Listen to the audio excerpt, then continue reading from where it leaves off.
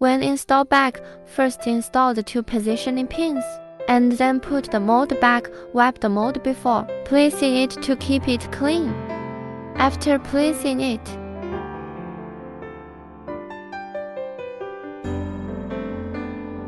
knock the mold with a tool and it will make a crisp sound.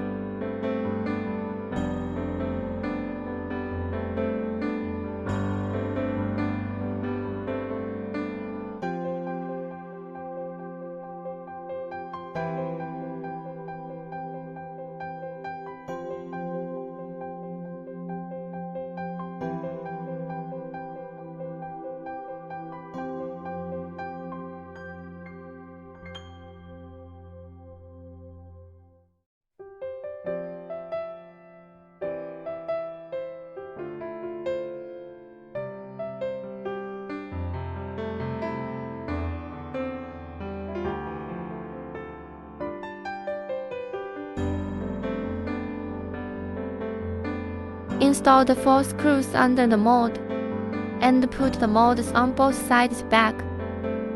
When installing, check the black oil sealing inside the mold. Make sure it doesn't fall off.